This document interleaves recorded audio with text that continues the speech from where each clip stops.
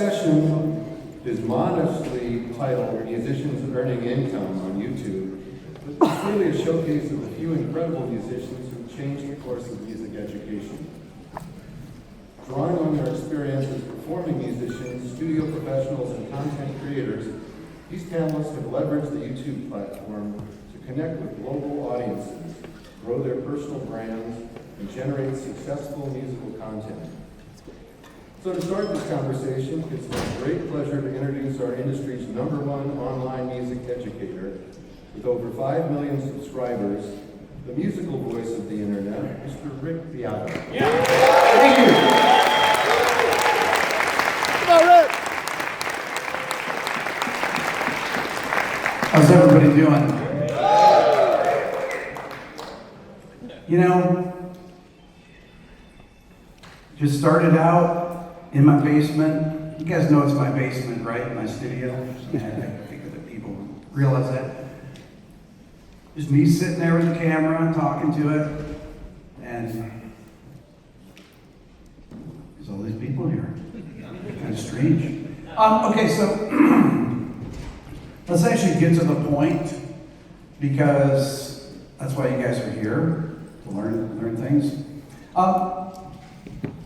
YouTube, as opposed to other social media platforms like TikTok and Instagram, has paid out $100 billion to creators in the last 5 years. I just saw that, actually. Mr. Beast posted that on X the other day. $100 billion. That's insane, right? Do you know how much money I've made from Instagram? $1.53, I think. Yeah, I made I did. I actually made $1.53. Not enough to get coffee at Starbucks, but. And TikTok, 0.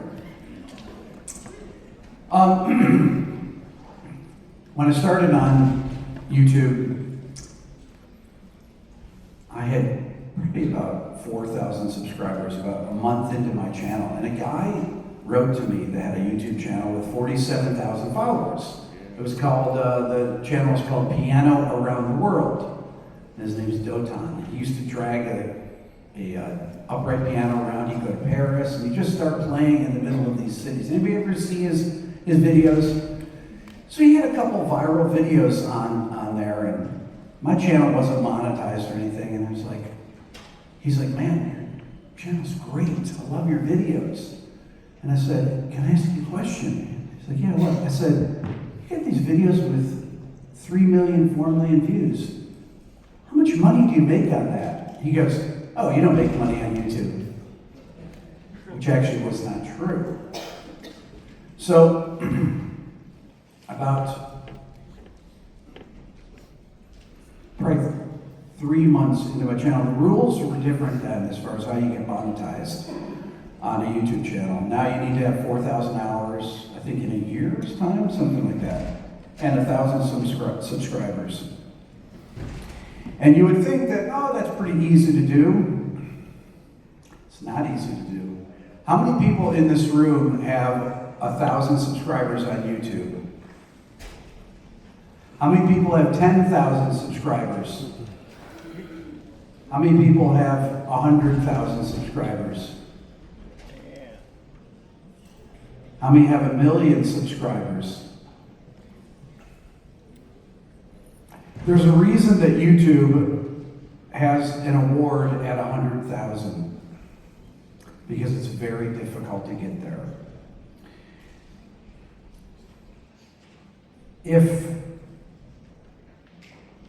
I always heard that the first 10,000 subscribers are the hardest to get.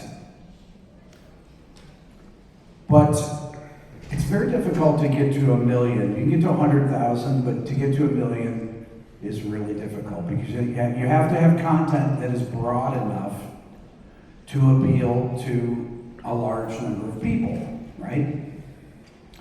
But one of the things that I found when I started posting on my channel, I didn't think, people say, oh, Rick, you have this plan to do all this stuff, and I just make one video at a time.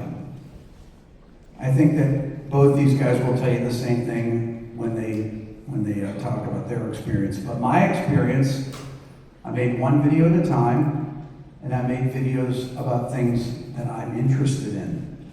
But I happen to be interested in a lot of different styles of music.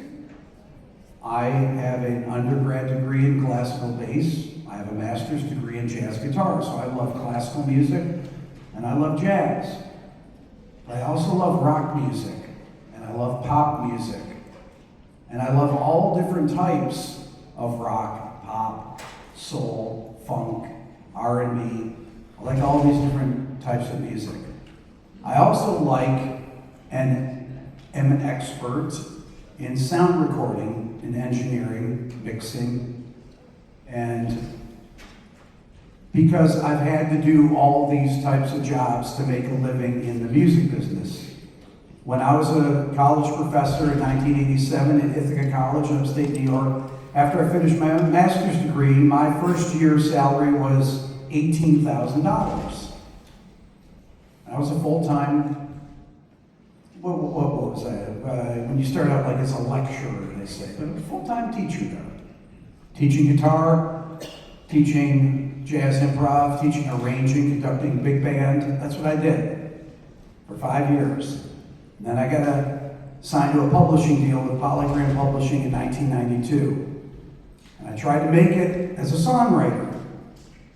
Moved to New York City, went broke, moved back in with my parents. Broke at 32. Had quit my college teaching gig where I had benefits and everything.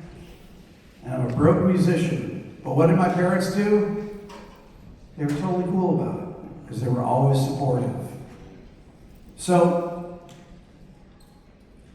I eventually moved to Atlanta in 1994.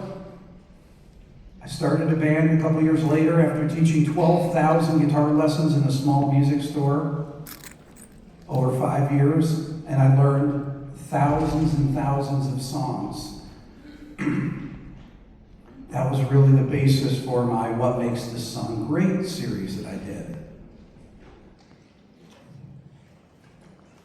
I got signed to a deal, we put out a record, and we got dropped a month after the record came out.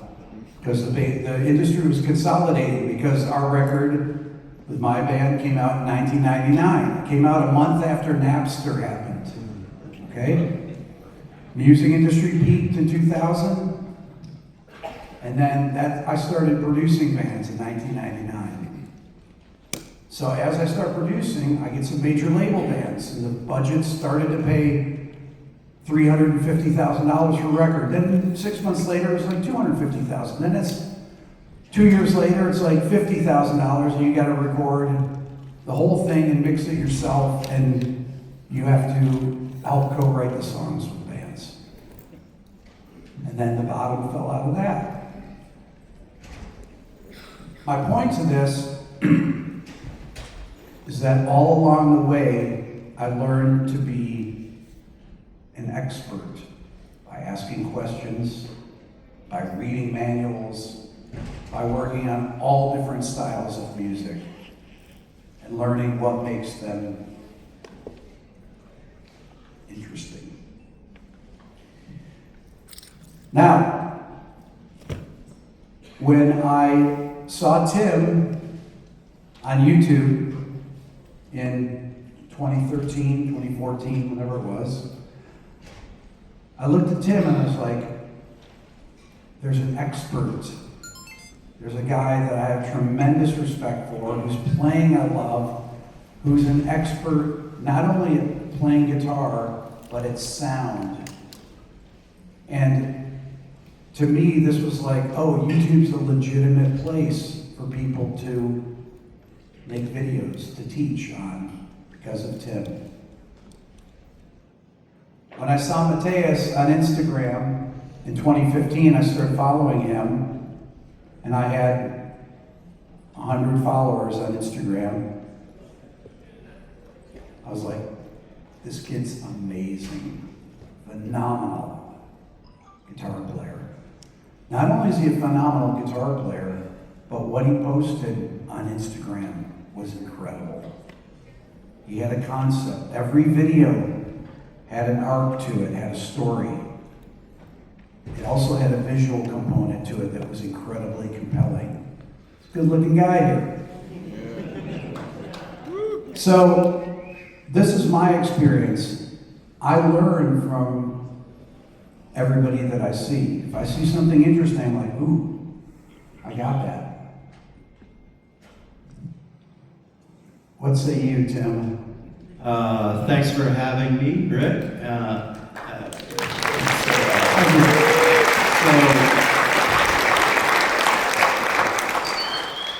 I always tried not to be an obsolete guitar player.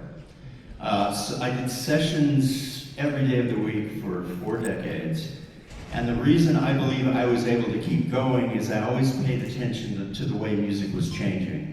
And it changed every 5 years for a while, and then it changed every 2 years, and now it's changing even faster. So I had to give up a lot of things that I loved sometimes to play modern guitar. And eventually I even had to sound like a keyboard a lot of the time, because that's what it called for. But what happened to me is that at a certain point, I saw the music business becoming a place where they wanted you to do twice as much work for half the money, okay? We all know that scenario.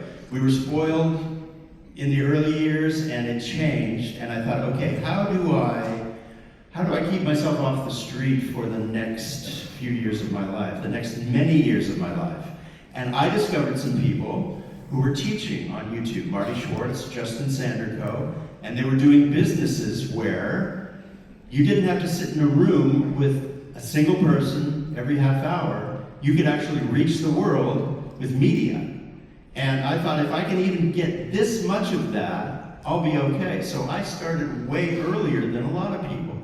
And when COVID hit, I was totally set up with a business and employees and a subscription that people could sign up for and take lessons. So my message to you is, as a musician, as an artist, as an engineer, as a producer, whatever it is that you do, make sure that you don't hold on to anything that's obsolete in your mind or your practices or what you're doing. And it's easier to do that because it gets comfortable talking about the old stuff, the cool old things. But always try and look at how to monetize and support yourself and make money in new ways. And I believe, and I'm going to hand this off to Mateos because he's the perfect example of that in a second, but I believe you have to do a little of everything. And social media, frankly, if you don't exist on social media, you don't really exist. And your music has to be great. Now, we've gotten into conversations about AI, and at this point, I'm really positive about it because I think that a lot of music right now sounds like bad AI, so we're already there.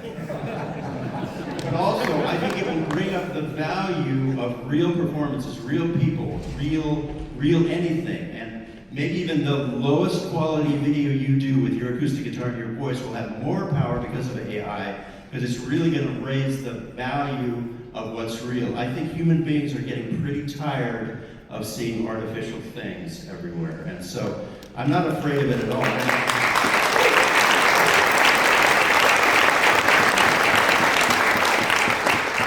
I think if you are talented or have any talent, AI can be your best collaborator. You know, I put my chords into it and it gives me back an arrangement that really is not great, but at least it gives me some new ideas that I can take and bring to my friends who are musicians. So I have a positive take on it. That being said, the conversation is best not to have.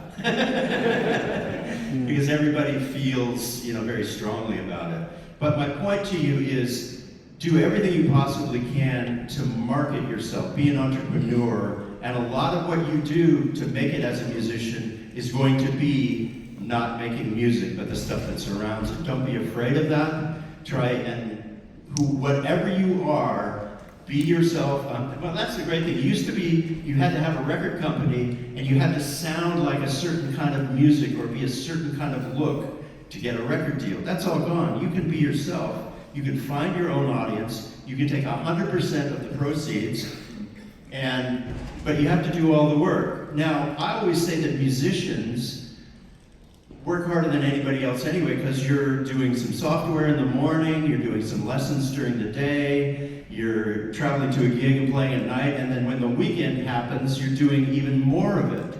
So you already are working harder than anybody else. So don't be afraid of doing social media. And I'll close with this. The early videos I did were absolutely cringeworthy. I mean, getting in front of a camera and saying, hey, check this out. And by the way, I'm selling this course, and click the link below and buy this thing. And after you do it, you realize that people forgive you for, trying to make a living and for presenting yourself and promoting yourself and pushing yourself. When I was a studio musicians, you never asked for a gig. Check this out. In LA, as a studio musician, if you called somebody and said you were available, you were slicing your own throat. Because if you were the guy that was available, you were not the guy to hire. That's totally flipped. You can ask for whatever you want in this world. Just make sure you're not obsolete, and make sure if you're shy, just pretend to be outgoing. Do all the things you need to do to make money in all kinds of different areas. And the perfect example of that, well, if you can play like Mateus, it helps. I never will, but Mateus Asato is the perfect example of the young musician who does it all. Thank you so much. Hello, everybody. Well, thank you, Tim. You are the top notch. You are the example I need to follow. I would love to be like you. Well, this is a great talk. I'm going to try to do a quick introduction about me. So, I was born at the very end of 1993, so I'm 32 years old. And some people will be like, oh, but you're already born with the internet, But the way how I started to learn how to play guitar was still buying VHS, like taking a look on cassettes and guitar magazines. So I would say I'm in the perfect spot where I have like the hybrid of everything, My very first video on YouTube was in 2007, and back then, YouTube was just a place for funny videos, like Charlie bit my finger, and wow, that was so fun, Then I still remember a little bit of like, oh, wait a second, there's this guy on a hat playing Canon Rock. You guys remember that? The guitar players, at least. So, it's just crazy how, things have been changing, and for example, back then, or let's just say before 2018, the term viral was related more to diseases instead of just like the social media money, So sometimes I still feel the controversial meaning of like viral. What is the point of viral? Because again, on my very first video on YouTube, I didn't even think of, am I gonna be viral? Like, is that even a thing, And moving a little bit to 2015 or 14, when it was the time where Instagram allowed videos to be posted. Again, the viral thing wasn't any sort of rule, which was great, at least like from me, because here's the thing. I'll say one thing. There's the cliche of being excellent. For you to be excellent at something, you have to do 10,000 hours, right? To practice, to work on your brain on that thing. And I would say there's the new cliche, or the new rule of modernism, which is the 100 videos. I think like Mr. Beast said something about that. Like, what's your secret? What is the point? How did you get up there? And he always mentions, well, make 100 videos. And the point is actually not about even like the quality or the quantity, but it's just about the journey of that. Because it's maybe like songwriting would be that sort of thing, like create 100 songs, and you will realize that sometimes you're gonna write 99 songs that's gonna be very horrible, but there's gonna be one song that's gonna be magical. But don't depreciate the 99 songs, because you're gonna learn so much from just the process of making those. And I feel like in my situation, for example, mentioning the hybrid journey of my music career, it was just, I did not, when I started this thing, it was not with the intention of becoming popular, but in a way, like the goal for me was just like, it doesn't matter if I'm gonna be a sideman or if I'm gonna be, do my own thing. I wanna make sure I'm singing. And the intention behind that was just like, I wanted to take advantage of all the sources that I have and make sure people categorize, or at least would remember, might not remember my name, but at least they're gonna associate my image with something that I love the most, which is to play guitar and make music. And that was something that I was very blessed that I understood, that I got the awareness of that since the very beginning of my career. So a quick other explanation. So I went to the United States. I'm from Brazil. Some Brazilians in the house, cool.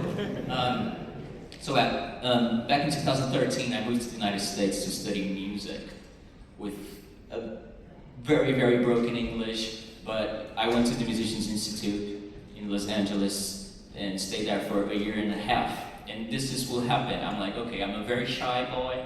I'm very introvert, but you know what? I love guitar, and I have those social medias, Facebook, YouTube, and now Instagram, that I could just throw a card on the table. It could be like the entrance for me to make friends and make connections, because this is another thing. Even though the world is going very individual, music is still a source of connection. So we're still talking about this. There is a sense of community. So I was like, okay, I might not be great at communicating, but I gotta find something that will make people to approach me first. And guess what it was? It was the internet, it was the videos. So remember, I started as a music student here in the United States. So thankfully, my viral concept was just to use my socials as a journal. I was like, okay, I learned this new thing. It's called double stops. Wow, Jimi Hendrix. And I was like, why not just share this to the world? And which leads to the point of, in a very organic way, I was just being very consistent to that, which kind of led me to the thing of reaching the 100 videos in a way. So, and I still remember I was with a friend of mine, I think it was here, Tony. We were eating In-N-Out, and I was just ready to order my double, and like these 2-3 guys were like, yo, and they didn't know how to speak my name. They was like, are you like Mateus Asato, the guy with the green guitar? And I was like, yes, this is me. I was like, oh man, I love your videos. So that was like the turning point for me of like, wait a second, this thing is actually happening. Like people are recognizing me from the videos I've been doing. And I just started to take advantage of that thing in terms of, in a positive way, of course, where when I started to play, so after my graduation, I got some gigs as a sideman. So my first work was playing guitar with Tori Kelly, a singer-songwriter from the United States, very amazing. And after that, I played with Jessie J. And my last job as a sideman was playing guitar for Bruno Mars and Silk Sonic. And mentioning all these things is something very important related to this mutual thing we're talking about the technology and social media. So this is the thing. Not everybody in the audience has the obligation to know who you are. They're there to watch the singer. Maybe some hardcore fans would be like, yeah, cool, yeah, I know the band, cool. So that was something that I was aware since the beginning as well. I was like, I'm gonna be branded as those, yeah, this is Bruno Mars guitar player, this is Tori Kelly's guitar player, and so on. But I was like, nowadays we have something that could be very interesting, which is the power of social media. So alongside of that, I always, like when it was touring times, what I did was always to prepare things in advance in a way where, okay, maybe I'm not going to be able to do my own videos, but if I had that in advance, I could just post that while I'm on tour, so people could still remember, or I could still get more people to, towards my atmospheric circle where they would be like, oh, Mateus is touring with this artist, so I actually would go watch him playing because I'd love to see him playing, you know, in real life. So connecting to the point that I feel like using the social media, it's the new world. There's nothing we could do now. There's no way we could skate to that.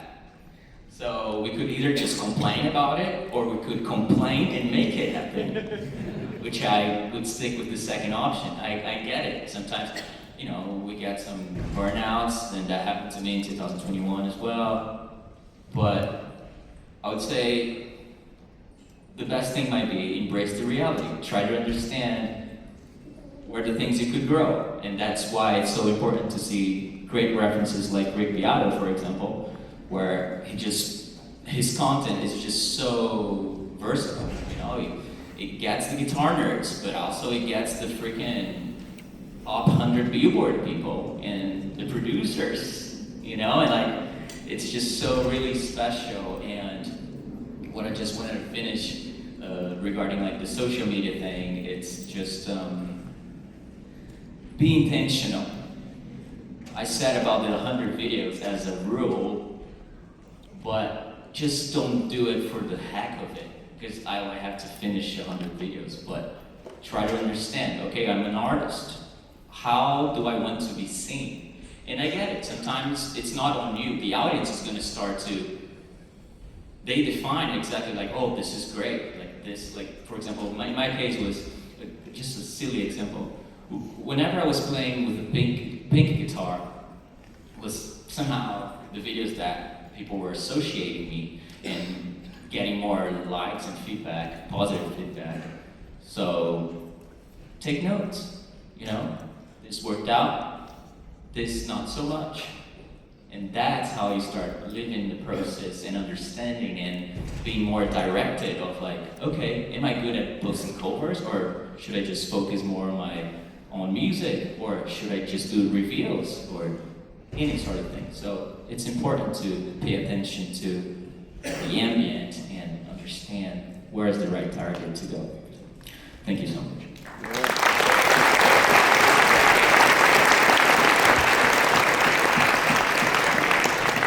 So, I was thinking about this, that I said earlier that I make videos on things I'm interested in. It just so happens that I guess a lot of people are interested in the same things that I'm interested in. But in reality, there's multiple audiences. Some people will only watch my song breakdowns. Some people will watch my music theory videos or my guitar videos. Some people will watch my top 10 Spotify countdown lists. Or some people only watch my interviews, but only certain interviews with producers, or interviews with drummers, or my drum videos, or my bass videos. But the most important thing I learned very quickly in my channel, if you ever go back to my first videos, a lot of times I had this iPhone holder in the car, and I'd be going to the grocery store or something, pick something up in the morning, and I usually would start my video there and be like, okay, in today's episode, we're going to talk about whatever it is. Maybe it was a music theory thing, and I would always start in my car, driving, which I probably shouldn't have done. But having a narrative to your videos is incredibly important. And I did a video recently. I drive my kids to school, my two daughters to school every day. And I usually play them music, just kind of see get what their vibe is. So I was like, I'm gonna play this Handel piece. You know Handel? I played the Handel water music, the Largo of it. So I'm playing this, and I was like, what do you think? My daughter Layla, who's 12, she's like, it sounds courtly. It's like, what do you mean? It's like, it sounds like you played it at a court with a king and stuff. It's like, yeah, it does. That's kind of what it was written for. It was debuted by Handel on July 7th, 1717. So, as I'm listening to this, my daughter Lennon, we're like, yeah, this is actually pretty good. So I go back to my studio and I thought, I wonder if you could play this on the guitar. So I'm listening to it, I'm like, it's not going to lay very well on the guitar, but I think I could play it. So I sit there and I start listening to it. I don't need the music, I just listen to it. Starts on E major and goes to another version of it, and then I just start following the voice leading by ear. And I play along with it. It's got some really odd moves. These Baroque era chord progressions, this is from the Baroque era, have some really different kind of chord inversions and things like that that you wouldn't normally find, that you don't find in the Romantic era, or they're not as common. That video got 1 million views, you know, and it just came because the narrative. I start out by telling the story just like I did. That I'm driving to school with my kids and I played them this and that was it. But every video that I've done that's really successful has a narrative. It has to be something that's relatable to people. Because people need something to follow, okay? And if you can demonstrate, I always tell people when I interview them, it's better if you demonstrate something. Don't just say something. I interviewed this amazing pianist, Brad Meldau. And I said to him, Brad, listen, when we're talking about stuff, just demonstrate. And all the jazz guys that I interview, guys and women, can really demonstrate. So he was talking about chord progressions. I'd seen him play the night before, and he played Hey Joe by Jimi Hendrix. And it has these playable cadences, 4 to 1 cadences. So it's like C, G, D, A, E. It's all 4 to 1, right? And I was asking him about his process for improvising over it. He says, okay, so I do this, and as he's playing, I'm listening to what he's playing, and I said, oh, you played E altered, or E7 over the E chord instead of just straight E major. He goes, yeah, and sometimes on the C, I'll maybe change it to C minor, C A only, and then he demonstrates that. And to me, these kind of things, even as a player, if you can demonstrate things, right, that's part of the narrative. How you explain things. It's a great Dick Cavett. Anybody know Dick Cavett? He was he's still with us. He had a TV show on in the 70s, but he interviewed Oscar Peterson, one of the greatest pianists of all time, jazz pianists. If you haven't seen this, I made a video about this. It was the best musician interview I've ever seen. And he was really prepared with his questions. He asked Oscar all these things about his playing. And Oscar did the most incredible examples. Just improvise them off the top of his head. And to me, it's still the pinnacle of the greatest music interview I've ever seen. But that ability to do that, when I asked David Gilmour about Pink Floyd or about any of his songs, and he's able to just demonstrate it, or Sting, or whoever. That's why I have people play and bring their instruments. To me, it's not enough. If you're going to interview a musician, have them play. So, what do you think, Tim? I'm inspired by both these guys. One of the things Matteos said was, complain and not do it, or complain and do it, choose the second option. And that's really a lot of it. A lot of the time, as a musician or an artist or performer or whatever you're doing, you know this. You're in the weeds. It's agony. It's boring. It's drudgery. And just accept that and roll with it, take the breaks when you need to, and then eventually the thing will start to rise and take flight. And one thing Rick said to me once that was really important with regards to social media. So if you are a performing musician, that's one thing. But if you're reaching an audience and bringing people with you who will join your Patreon and pay you every month and will come to your concerts, but you can reach people from the room you're in, anywhere in the world these days, and start a business and create an audience. And that's the most amazing thing to me. For all the disadvantages that we have as musicians and artists in this era, they have all been exchanged for total freedom and independence. That's what you have. So you can find 35 people, and then you can find 350 people, and then you can find 3,500 people, and 600,000 and 3 million, and you can do it yourself from wherever you are, and that's the magic of this thing. But what you do has to be useful. You have to help people. You have to be generous, super generous, and it has to be totally free, and then you can offer them something secondary that they will pay for.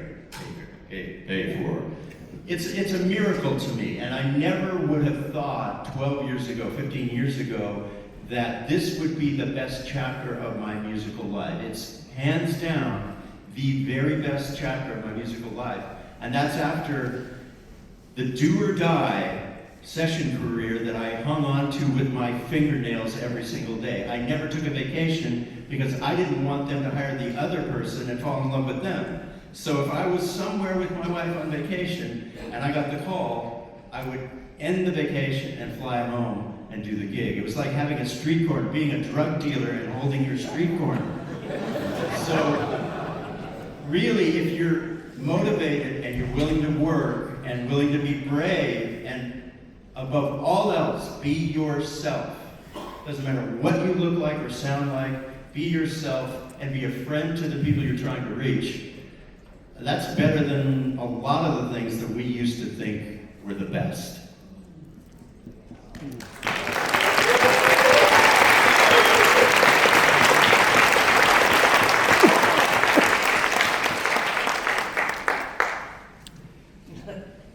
My theory about this, when I first started, I got an assist from my son Dylan in 2015, before I started my channel.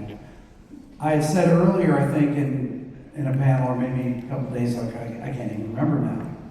But I never let anyone film me in the studio, and I never took pictures with any of the groups that I worked with, ever. I just didn't want to be known.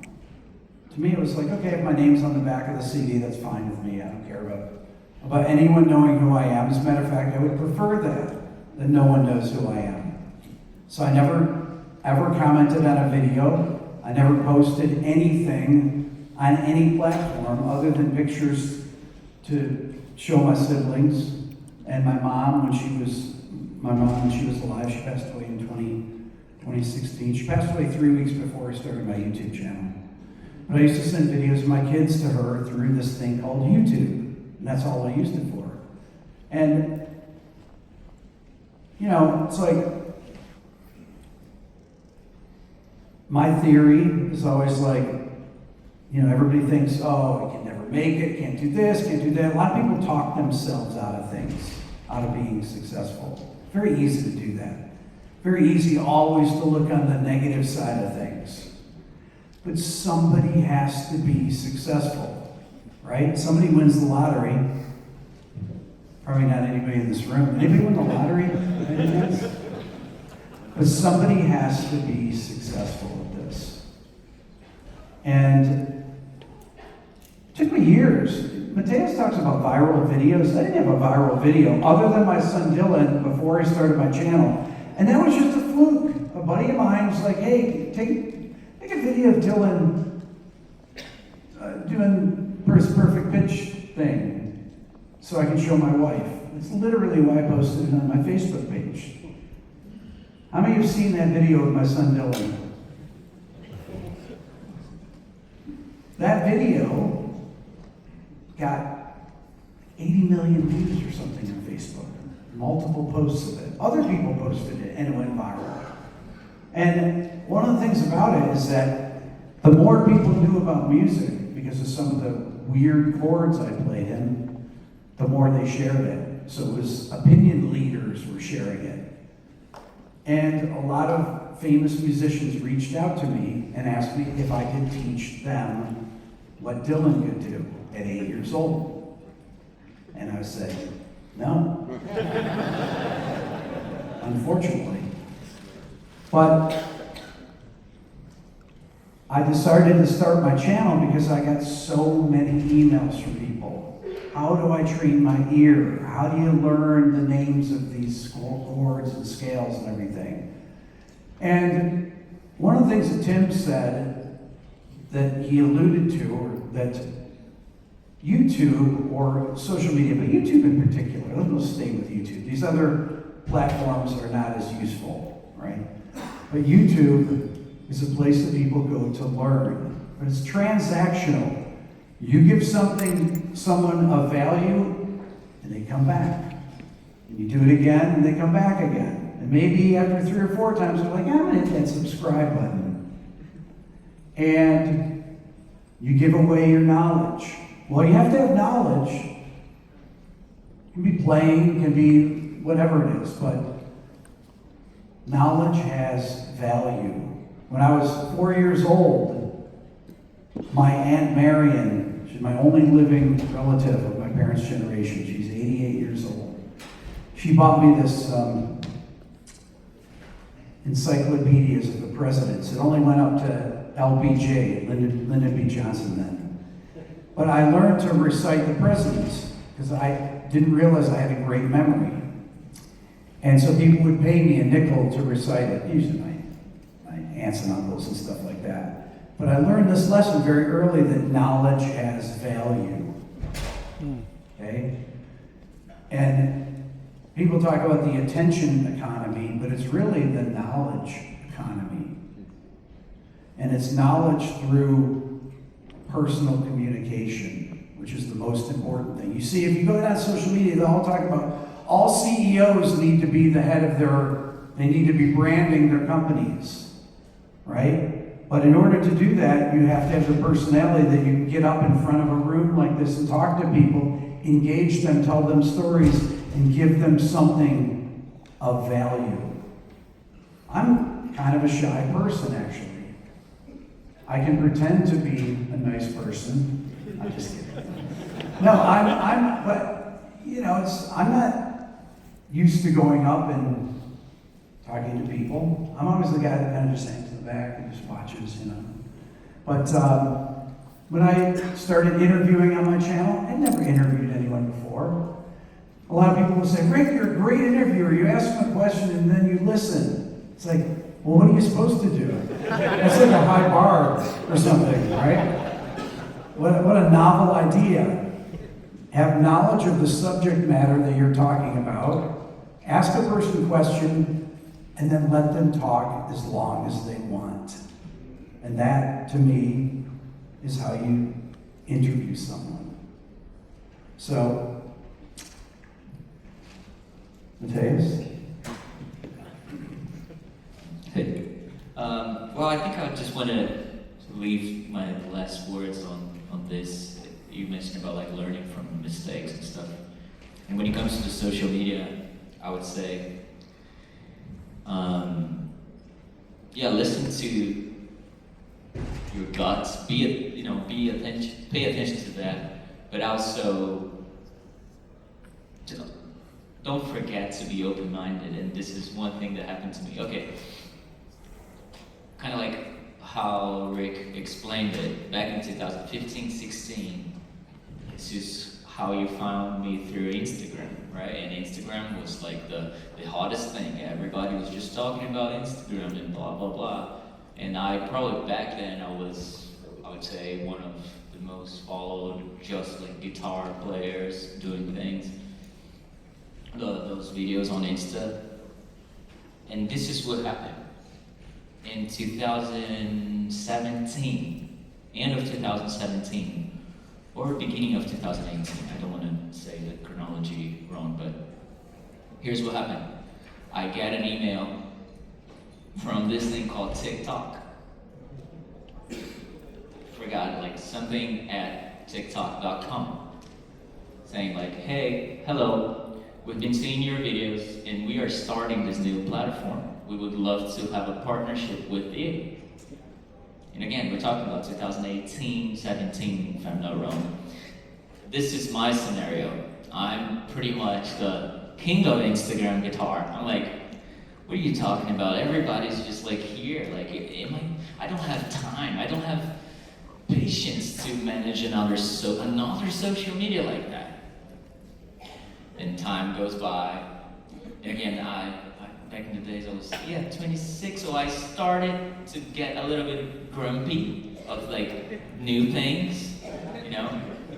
And the time was passing by, and more people was getting on TikTok, and then in 2020, which I would say was like the highest popularity of TikTok, where for example, artists were getting found there and things like that.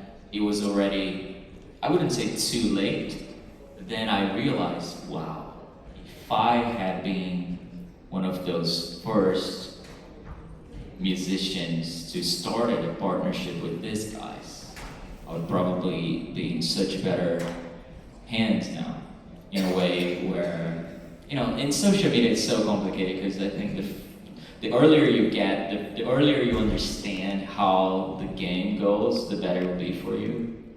And the long story short for me was like, wow, the fact that, not that well, in a way I was kind of like, ah, man, I'm too busy for this right now. I don't have any sort of time to pay attention on TikTok. And guess what happened? After 2020, even like my manager was saying, you gotta be on TikTok. And that was something that kind of made me, you know, it was definitely a lesson learned, again, because I could have just done the same thing I was doing on Instagram, but instead of just posting on Instagram, I would post on TikTok as well. And guess what we do now? Everything we create, we post in all the social platforms. So the long story short for me is just, yeah, listen to your guts, but on the other hand, remember, it's important to be open-minded to the new things. I think this is something very important because things do change and have been changing so much quick these days. So I'll stick with that. And we're out of time, they tell me. Oh, so. Well done. We really appreciate you guys coming today, and it's been great to meet you. I think from all of us, have a great rest of your time here, rest of this weekend. Appreciate it.